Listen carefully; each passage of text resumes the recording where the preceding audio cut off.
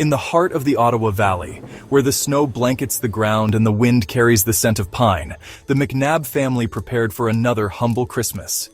This was a family that knew the true meaning of the holiday season, even if their tree was a bit lopsided and their gifts were more practical than extravagant.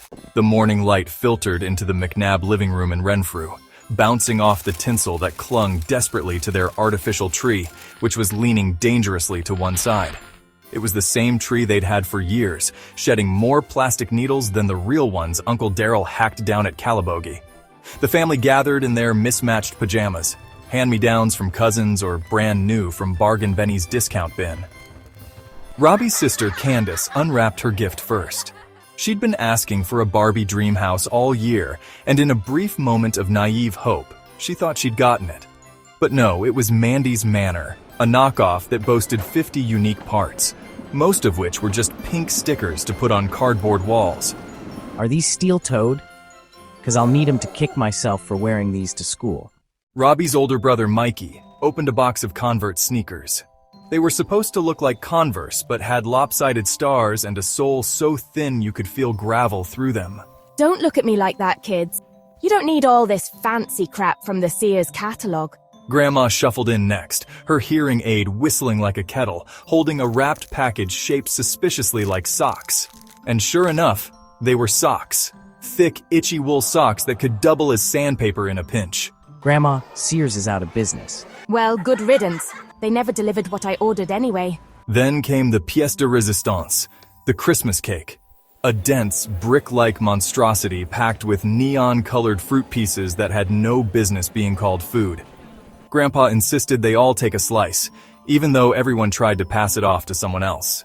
Candace shoved hers under a cushion while Mikey fed his to the dog, who, to everyone's horror, seemed to enjoy it. Another year of this, and I hope Santa runs me over with his...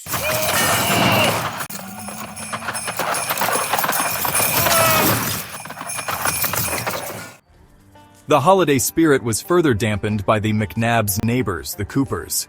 Nobody liked the Coopers, but they were part of the scenery, like potholes and snowbanks.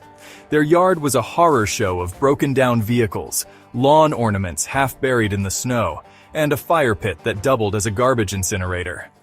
On Christmas Eve, the Coopers decided to spread cheer by getting absolutely plastered and staggering over to the McNabb yard, beer bottles in hand.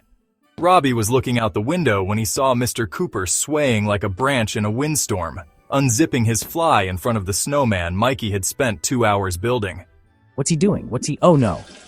By the time Mikey chased him off with a hockey stick, Frosty was beyond saving. Somebody peed on my snowman. Yes, they did the deed and then they quickly split. In the night when stars were twinkling, someone stood beside him tinkling.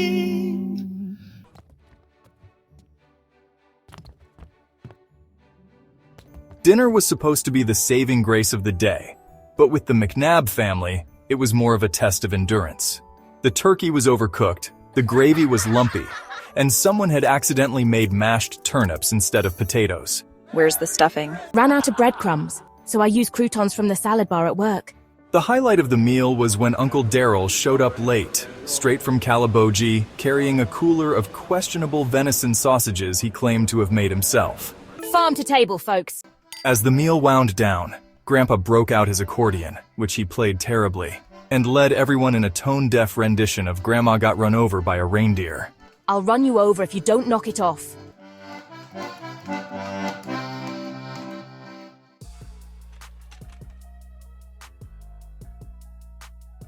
As the chaos died down, Robbie snuck outside with his Gretzky stick knockoff.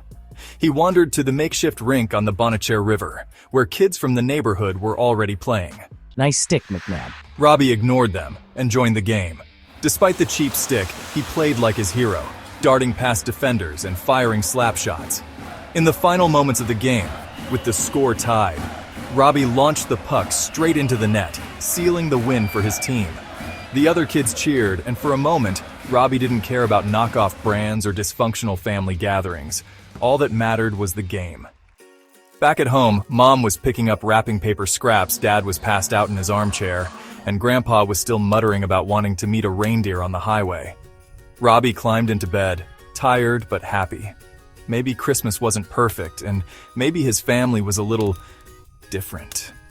But in the Ottawa Valley, that was just the way it was, and as he drifted off to sleep, he swore he could hear Mr. Cooper singing Christmas carols off-key, accompanied by the sound of a chainsaw in the distance, because in Renfrew, that's what the holidays are all about.